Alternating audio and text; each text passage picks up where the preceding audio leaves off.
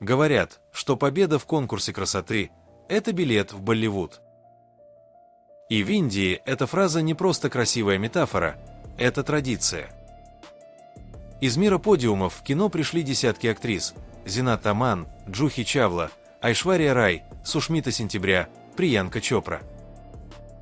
Среди них была и Сону Валия, женщина, которая взошла на вершину слишком быстро и слишком тихо ушла, оставив за собой шлейф очарования и грусти. Санджит Каур Валия, позже известная как Сону, родилась 19 февраля 1964 года в Пенджабе, в семье армейского офицера Сатиндера Сингха Валия и домохозяйки Даманджит Каур. Воспитанная в строгой, но любящей семье, Сону с детства отличалась дисциплиной и уверенностью. Ее отец мечтал, чтобы дочь пошла по академическому пути, изучала психологию и стала преподавателем. Девочка послушала родителей, окончила факультет психологии, а затем начала учебу на журналистике. Но чем дальше, тем сильнее понимала, ее мир не за столом с книгами, а на сцене, где царит свет, стиль и внимание. Сону обладала редким сочетанием интеллекта, женственности и аристократической внешности. Высокая, стройная, с выразительными глазами и мягкой улыбкой, она выглядела как настоящая героиня болливудской сказки. Неудивительно, что модельные агентства быстро обратили на нее внимание. В 1985 году Сону решилась на шаг, который изменил всю ее жизнь – участие в конкурсе «Мисс Индия». Она победила уверенно, обойдя десятки претенденток. Корона первой красавицы страны открыла перед ней двери в мир глянца и кинематографа. С этого момента жизнь превратилась в калейдоскоп показов, фотосессий, интервью и встреч с продюсерами. Сону стала лицом нескольких рекламных кампаний и вскоре получила приглашение в кино. Первый проект – романтическая драма привлечения режиссера Танвира Ахмеда – долго не выходил на экраны, но уже тогда было ясно – в этой девушке есть экранное обаяние и внутренняя сила. Реальный дебют случился в 1986 году в триллере «Шард», где она сыграла модель. Хотя роль была небольшой, Сону заметили, в ней чувствовалась уверенность и естественность, редкая для новичков. Настоящий прорыв пришел в 1988 году. Режиссер Ракеш Рошан предложил Сону роль в фильме «Жажда мести». В драме о мести, любви и предательстве. Ее героиня была соблазнительна и опасна, олицетворяя гламур и коварство. На экране Сону выглядела не просто красивой, она была магнетической.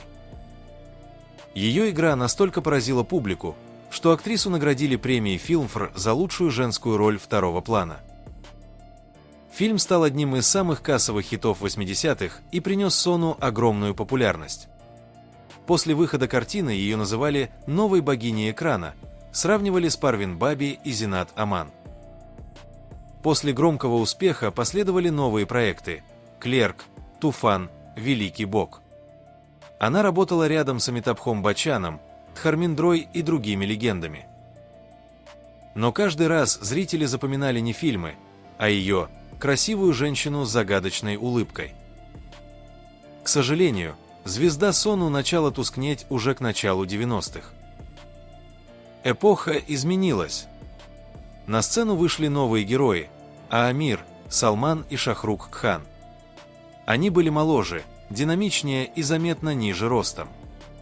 При росте 173 сантиметра Сону часто оказывалась выше своих партнеров, и это стало неожиданным препятствием. Продюсеры предпочитали подбирать актрис, которые смотрелись гармонично рядом с Кханами.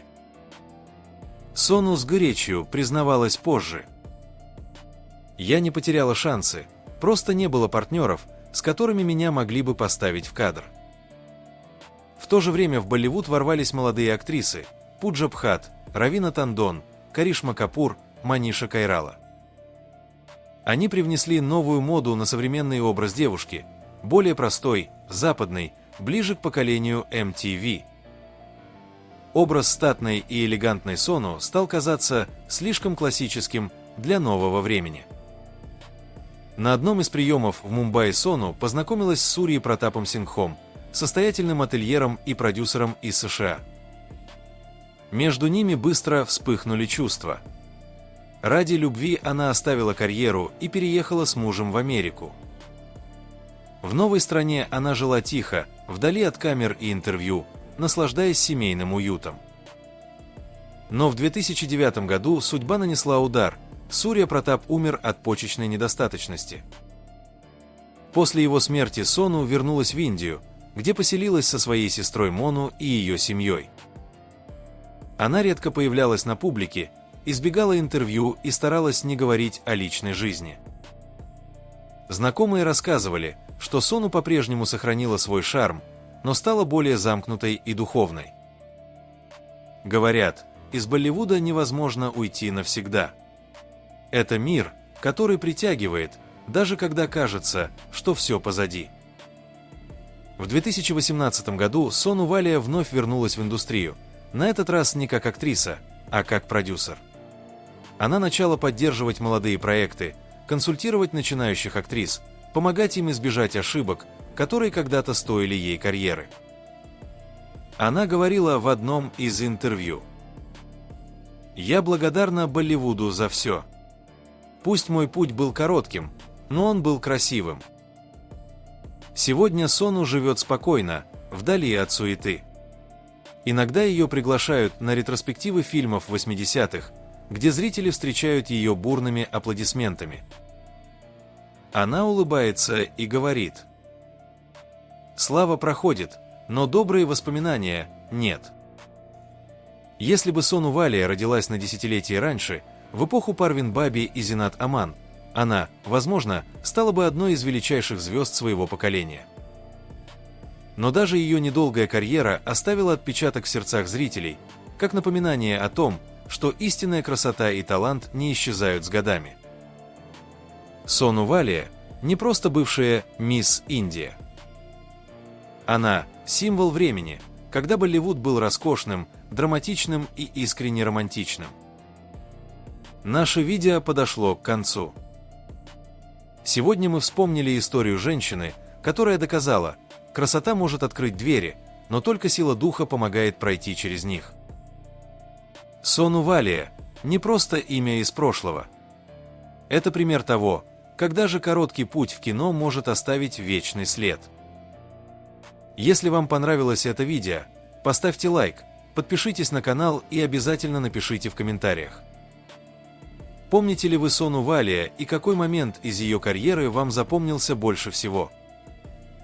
Спасибо, что были с нами до самого конца.